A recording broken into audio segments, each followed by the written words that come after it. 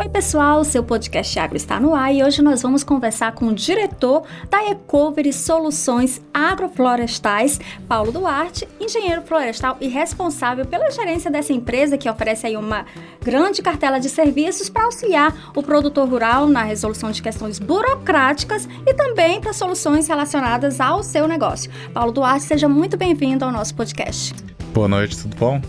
Tudo bem. E uma curiosidade, antes de entrar no assunto da Ecovery, o que fez o Paulo Duarte, engenheiro florestal, formado em Brasília, pós-graduado em gerenciamento de projetos, que morou na África do Sul, vir aqui para Roraima apostar nesse segmento? Eu sou natural de Brasília, né? Vivi minha vida toda lá, meus pais são de outros estados, mas enfim, eu e meus irmãos somos nascidos em Brasília. Vivi minha vida toda em Brasília, me formei pela Federal de Brasília. Durante o curso eu estagiei em vários locais, né? Eu sempre tive muito esse perfil de tipo assim, preciso de uma coisa nova, Então durante a graduação estagiei em vários locais, até inclusive tinha um emprego muito bom à época. Assim que eu formei, apesar de estar numa posição boa, trabalhava numa empresa muito bem conceituada na área ambiental também, eu sentia vontade de me desenvolver, né? De crescer, ter coisas, assim, ter crescimento pessoal. Na época eu pedi demissão e fui atrás de novos desafios, né? E acabou que, o que acabou acontecendo? Eu comecei a morar em vários estados diferentes. Morei em São Paulo, Rio de Janeiro, Tocantins, Pará, Maranhão, né? E trabalhando em diferentes áreas da minha formação, né? Por acaso, né, em 2016, se eu não me engano, 2016 ou 2017, eu vi um anúncio de emprego para trabalhar numa serraria de madeira, né, uma empresa de desdobramento de madeira, aqui no município de Caracaraí, e vim. Trabalhei por cerca de uns 6 meses, né, e aí uma multinacional me chamou, né, aparentemente eu tinha um perfil bom, saí de lá e fui para a multinacional. Na multinacional trabalhei uns 2 anos, saí, né, da multinacional por devidos pontos e aí o rapaz que eu trabalhava, o dono da serra que eu trabalhava na época, me chamou de volta, mais para morar em Boa Vista. Eu tinha acabado de casar à época. Cara, eu me apaixonei por Roraima, né, eu realmente escolhi assim Roraima para ser o estado em que eu vou criar meus filhos, né? O estado, eu sempre tive um compromisso, até quando eu morei na África do Sul, que você citou, né? Lá na África do Sul eu tive o convite para continuar lá. E a primeira coisa que eu falei quando o rapaz me convidou, né, para arrumar questão de visto, eu falei assim: olha, eu sou formado numa universidade federal. Quem pagou minha graduação foram os brasileiros, né? Então assim, eu não posso pegar o que eu aprendi no Brasil e aplicar na África do Sul, né? Não julgo quem o faz, né? As pessoas que se formam e vão para outros países e tal. Só que assim, minha criação militar acabou me gerando um pouco dessa questão de patriotismo. E aí vim para Roraima, né? Por acaso, comecei a trabalhar, construir a Ecovery, né? Mas foi assim, tá? Resumidamente, é essa história que ocasionou na minha chegada e permanência em Roraima, né? E pretendo, né, se Deus assim permitir, criar meus filhos aqui. Aí eles escolhem o que eles vão fazer, mas eu e a primeira dama devemos continuar aqui o resto das nossas vidas. Certo. E assim como você, várias pessoas, né, vieram para Roraima para implantar ou uma empresa de soluções para o agronegócio ou comprar terra e começar a produzir. E aí parece óbvio assim, mas por que escolher Roraima para apostar nesse segmento?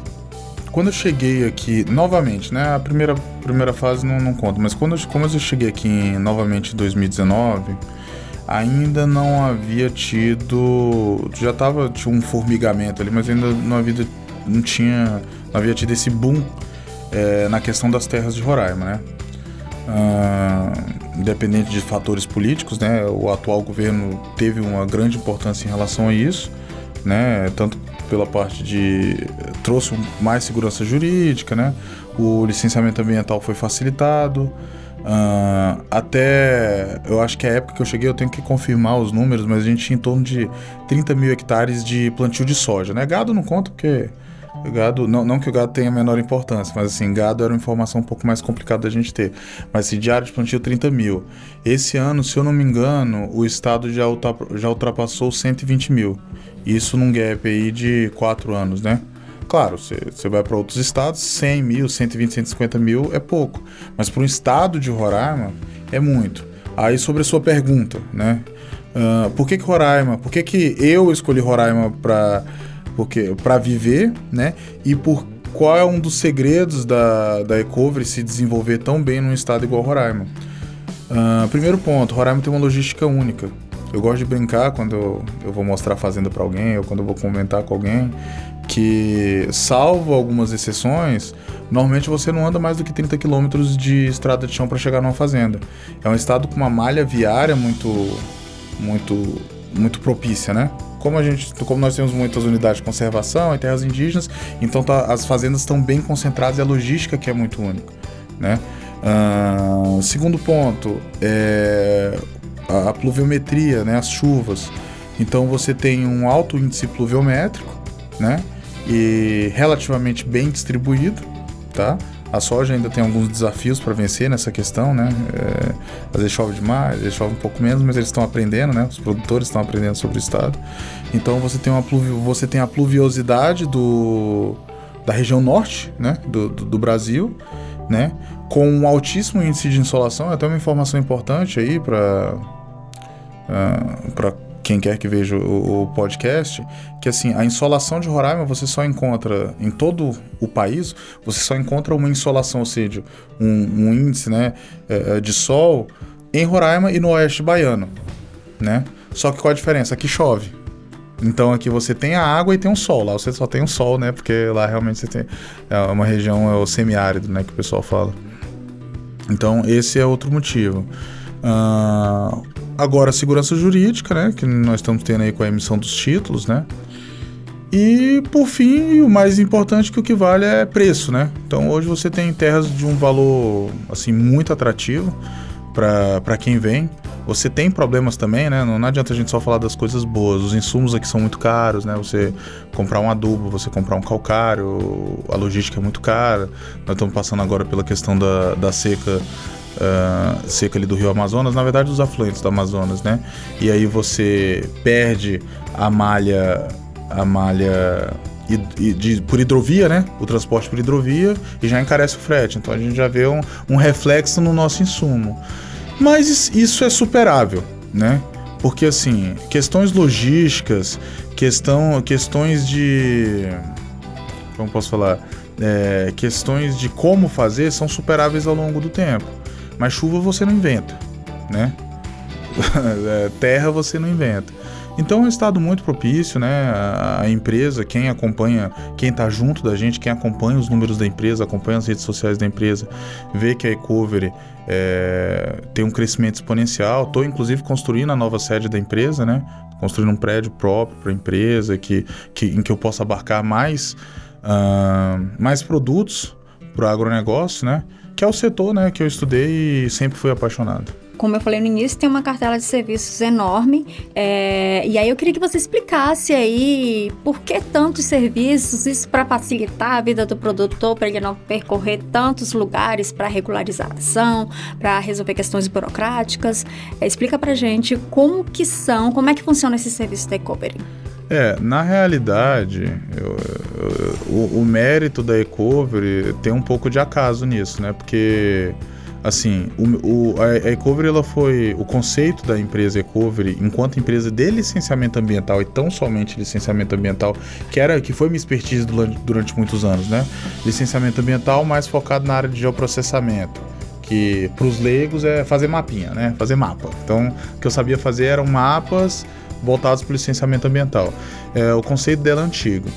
Então, quando eu vim para Roraima, eu vim para fazer licenciamento ambiental, com foco específico no setor madeireiro, como eu sou engenheiro florestal, né?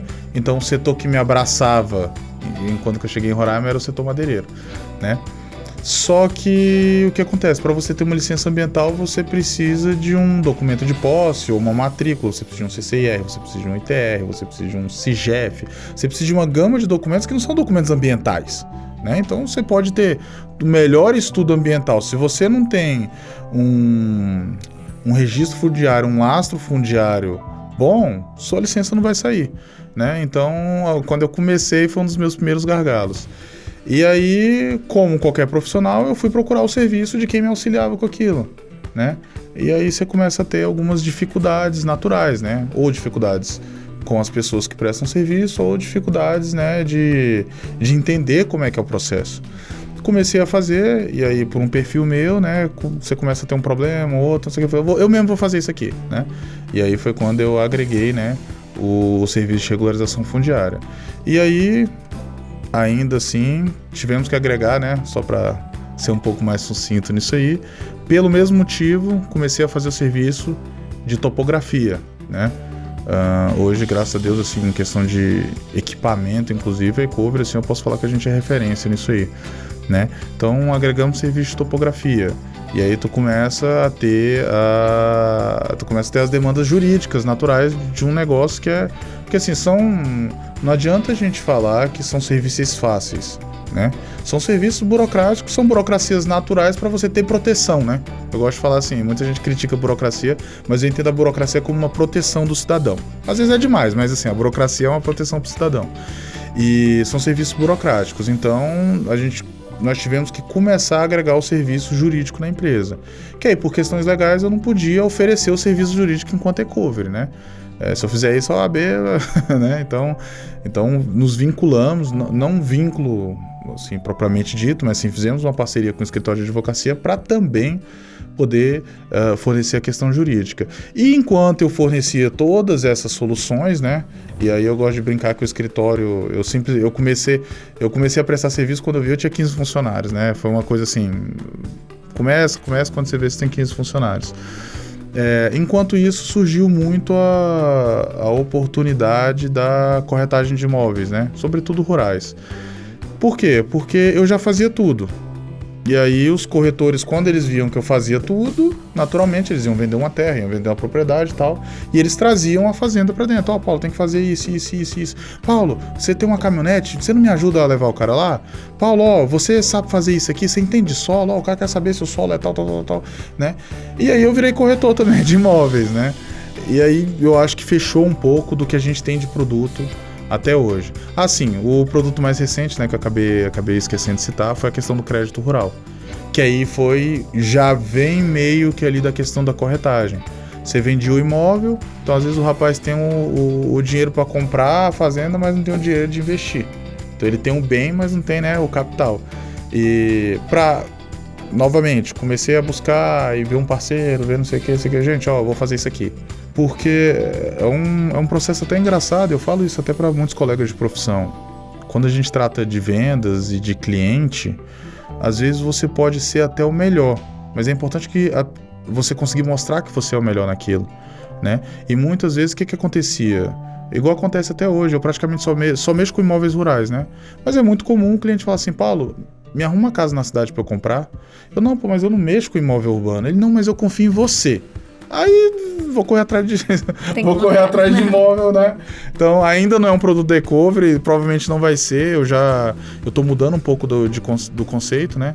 Eu, além da Ecover, eu tô abrindo 2 novas empresas, não deve ser tema aqui, mas assim, então provavelmente a Ecover vai continuar servindo, né, aos clientes, mas eu terei novas empresas para novos produtos, porque senão, né, assim, chega um momento na empresa que é engraçado, as coisas começam a se embaralhar, então é importante você, né, dar a César o que é de César. E além desses que você já comentou aqui com a gente, existem outros serviços que vocês oferecem, por exemplo, agricultura de precisão utilizando drone. Explica pra gente como é que vocês atuam nessa questão da utilização dos drones.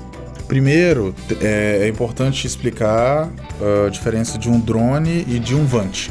As pessoas, normalmente, elas conhecem muito mais o drone, né? Que é aquele do computadorzinho, as hélicezinhas, faz um barulho, né? Parece um maribondo. Esse é o drone, né? Ele pode sim ser utilizado para agricultura de precisão, mas na maioria das vezes a gente utiliza mais o Vant. O Vant ele é literalmente um aviãozinho pequeno. Como é que funciona basicamente a agricultura de precisão? Claro, o Vant auxilia, mas a agricultura de precisão coleta-se, né, vários pontos de solo na fazenda, faz-se as análises e aí, ao invés de você tratar a fazenda como o solo da fazenda como um todo, né, você trata em blocos. Ó, esse bloco precisa mais disso, esse bloco precisa mais disso, esse bloco precisa mais disso. Né? Até essa fase você não utiliza o Vant, tá? Essa daí é o início da agricultura de precisão. Você faz esse serviço, né, que a gente presta também, mas muito pouco. Você faz esse serviço, você evolui para o plantio, e aí nós começamos com a parte de utilização dos drones, que são os drones que tem os drones de pulverização, né? Talvez vocês até trabalhem com isso aí em alguma entrevista. E o Vant. O que o Vant vai fazer? Ele vai sobrevoar o plantio, ou o capim, ou a cultura que o agricultor tiver implantado, e com uma câmera própria para aquilo, ele vai identificar focos de doença ou deficiência deficiência na adubação, deficiência de calcário, porque assim, vocês têm, botando do ponto de vista leigo da coisa, até um jornalista, se ele anda num capim, né? Digamos que você não tem nenhum conhecimento agrícola. Então, você anda no capim, verde, ó, tem uma mancha amarela. Alguma coisa ele tem diferente. Você pode não saber o que é. Só que você não consegue fazer isso em 2.000 hectares, né? Andar 2.000 hectares. Então, é mais ou menos essa função do Vant, né? Em cerca de horas, você consegue ter um panorama geral daquilo ali. E aí, uma vez que você faz esse serviço de identificação, aí você vai ali remediar, né? A prevenção, na verdade, desse tipo de problema é bem antes, né? Antes do Vant, antes do drone, e aí você vai remediar. E hoje se remedia, claro, tem vários produtos, mas assim, existe o drone de pulverização, né? Tá uma febre aí, a febre do momento é o drone de pulverização, né? Você compra um drone que você dando as informações, você tem todo esse quadro aqui da fazenda. Aí você fez sobrevoo e identificou que aqui tem um problema. Você tá aqui. Você vai lá, programa ele vai lá, pulveriza só no quadrado que você definiu, volta. Custo baixíssimo. O custo a maioria deles são elétricos, né? Tem alguns movidos a combustível, mas a maioria é elétrico. O custo é baixíssimo, altíssima precisão. Assim, realmente, assim, a gente já sabe que é o futuro, né? A gente não sabe quais vão ser as novas tecnologias, mas a gente já sabe que é o futuro. Investimento que vale a pena, né? Isso. E você havia comentado que iniciou com os licenciamentos ambientais, mas vocês também têm uma grande preocupação com essa questão de preservação do meio ambiente, tanto que vocês atuam na questão do reflorestamento, Isso. na questão dos plantios. Como é que funciona isso? No primeiro ponto, é até importante, né, para quem possa vir a nos assistir, que as pessoas fiquem atentas às questões dos embargos, tá? Então, eu acho engraçado que às vezes a gente vai conversando com produtores, né, que nos consultam, aí eles falam, não, tomei uma multa da FEMAL, tomei uma multa do IBAMA, mas já paguei, já financei, tá tudo certo. Não tá tudo certo, porque junto com a multa vem um embargo. Então, isso aí que fique de lição pro pessoal. Multa é CPF, o dono, quem tá lá na hora, vai ser multado. Mas o embargo, ele fica sobre a terra, né? E você não pode, naquela área que tá embargada, produzir nada, né? Você tem que licenciar, de fato aquela área, tá? Aí, na fase de licenciamento, se você tiver saldo, o que é saldo? Hoje nós podemos, eu vou falar de uma área de floresta, né? Hoje nós podemos desmatar até 50% de uma fazenda hoje, segundo a legislação. Se você desmatou ali e está dentro dos seus 50%, você vai licenciar a área para ela ficar regularizadinha, vai junto ao órgão, retira o embargo, é assim que você retira o embargo. Se você tiver desmatado dentro da reserva legal da área, ou seja, você desmatou mais do que 50%, esse dado que eu estou usando, mais uma vez, gente, é para floresta, tá? Para lavrado, cerrado, né? A gente chama de lavrado aqui, mas para lavrado é uma outra quantidade de área de uso e reserva legal, e para campo, né? Esses campos que nós temos aqui também são outros dados. Estou usando para floresta só para exemplificar. Se você desmatou dentro da reserva legal, você é obrigado a recuperar a área. Como você recupera a área? Plantando, né? Você tem que fomentar a recuperação da área, né? Isso do ponto de vista de legislação e licenciamento ambiental, que é basicamente a demanda que a gente tem hoje nesse sentido de regularização ambiental é essa. Nós temos alguns outros produtos, né? Nós temos parcerias com viveiros, inclusive ali em Manaus e Rondônia. Roraima na verdade o Brasil, a Amazônia em si, ela está na visão do mundo, né? E nós temos já alguns investidores estrangeiros que, incrivelmente, né, no começo eu até achei que era lorota, mas é verdade, eles estão adquirindo terras para reflorestar. Então, eles têm interesse hoje em adquirir áreas na Amazônia, não estou falando especificamente de Roraima, mas são clientes nossos, a gente faz avaliação para eles e tudo mais. Eles adquirem a terra e o objetivo deles é reflorestar, né? E aí, obviamente, para reflorestar não é simplesmente plantar a muda. Esse solo está pronto para receber aquela muda, né? Foi feito um tratamento para que você não plante as mudas e as formigas não acabem com tudo, né? Então toda essa expertise, isso são vários, além de vários outros fatores, né? Mas assim, toda essa expertise também a gente tem dentro da empresa, né?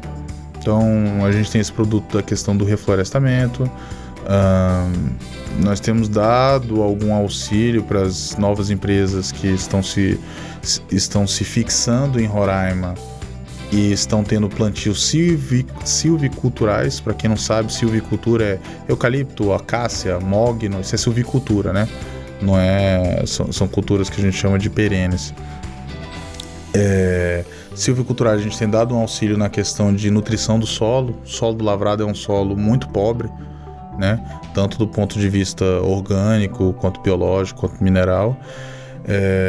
E bom, esses são alguns dos produtos, né? São algumas dos subprodutos, né? Algum dos auxílios que nós damos nessa questão de reflorestamento. A gente tem até se empolgado com essa questão, né? Pô, a gente pode sair um pouco desse eixo do produção, que eu acho maravilhoso, é minha paixão, e assim, poder trabalhar né? Trabalhar uma outra cena que não afeta a parte de produção, né? Então, basicamente é isso que a gente consegue fornecer lá dentro da empresa. E em relação à drenagem do solo, por que isso é importante? O que isso interfere na produção? Bom, a drenagem do solo, ela é uma ferramenta topográfica, né, para aumentar a capacidade produtiva da terra. Basicamente é isso. Você anda em qualquer lavrado aí desses mais... Como é que eu posso falar? Desses brutos, né? Que ninguém nunca desmatou e o lavrado, ele é comum. Esse aqui é o nível do lavrado. Na hora que ele baixa 1 metro, já aparece alguma lagoa, né? Lagoa a gente não pode drenar, mas assim, um baixo que a gente chama. E uma das características do lavrado é justamente ter o que a gente chama de lençol freático raso. O que é um lençol freático raso?